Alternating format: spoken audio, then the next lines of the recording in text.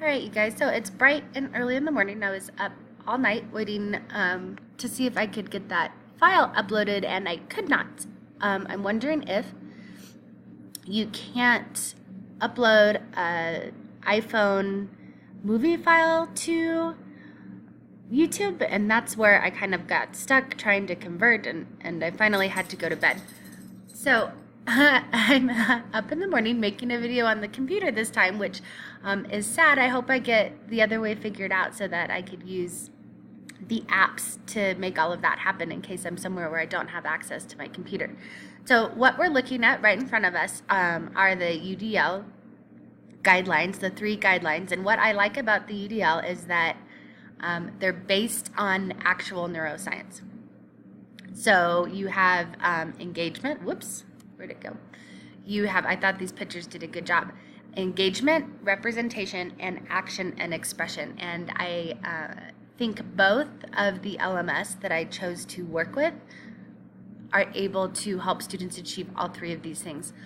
The LMS that I'm working with my students and for this class is Schoology. I've been using it for a long time and know how it works pretty well. I have the app, and as a teacher, you can actually go in and put grades in and check things like that, so I appreciate that.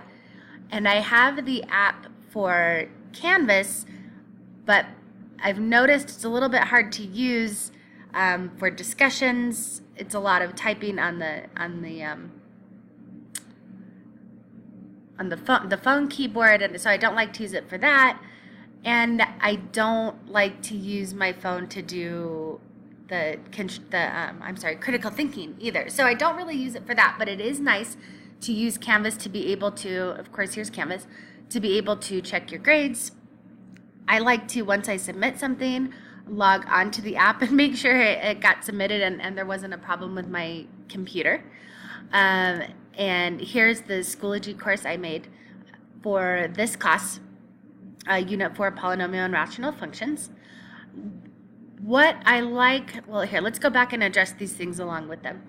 The why of learning the engagement piece of it. So both of these LMS, the engagement piece is great because you can do so many different things with it. I can post videos. Like I said, I'm not part of Canvas as an instructor, but I imagine it's a lot of the same things. So you have the engagement of being able to have a video. If you look over to the right, there's a pre-assessment quiz, and that way I can quickly check students' knowledge, and if I do it correctly, the computer can grade it. The Schoology will grade it for me. Which makes things go a little bit faster. If you have, and I don't have anything submitted for this class, and I didn't want to use my own class because I wasn't sure how much student data I would be allowed to do them, but you can, if students submit online, make comments on their submissions, and you can draw on them. I personally like to have students submit their homework using a photo, and that way no papers get lost. Students aren't worried about when they turned it in. I don't have to worry about if I lost somebody's work or what day that they turned that in. So I really appreciate that. So many different ways to engage the learner. And I mean, it works exactly for this, many different ways to represent knowledge. Like I said, you have videos. I could do some of those new things that we've been talking about in this class with the interactive learning, where you can use slides. Like I said, it's hard for me to talk about how this relates with the Canvas because I'm not using Canvas as a teacher, so I'm not sure all of the information that you can do with Canvas. I know one cool thing that you can do with Schoology is to take quick polls. If you wanted to set up a poll to see how students are feeling about things.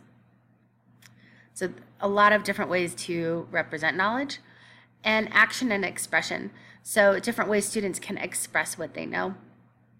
What I like about that is exactly how we use it in our class, which is I have started doing some discussion posts with my students on Schoology and that way I can go back through and see what everybody's writing back and forth to each other, if they're using correct vocabulary as a way to express themselves. I've done things where I've had students post memes about how they're feeling about something.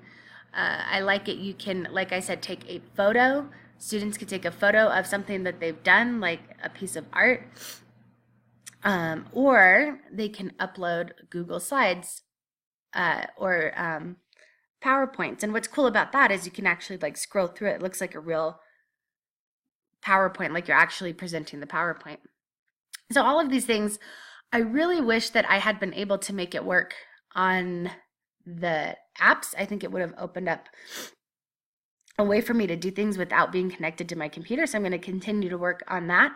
I would love for, if anybody knows how to do that, to get in touch with me and tell me what I'm doing wrong with that. I think that would be really helpful. So anyway, what I do with this video after I'm done, what I do with the video is I save it as a file to my computer, and then I upload it to YouTube, and I can just share it as a link, and that's what I'm going to do. Reminds me also, when I tried to just straight up upload the iPhone file yesterday to Canvas here. So if you go here and then you go over to here, record upload media, it wasn't letting me upload the .move also. So I feel like it's something I'm going to need to either get that converter or figure out how to upload movies or videos that you make with the iPhone. I think that's where the issue is, not just the amount of time it was taking to upload. So I'm sorry I didn't get that kind of taken care of in time last night, or at least figured out.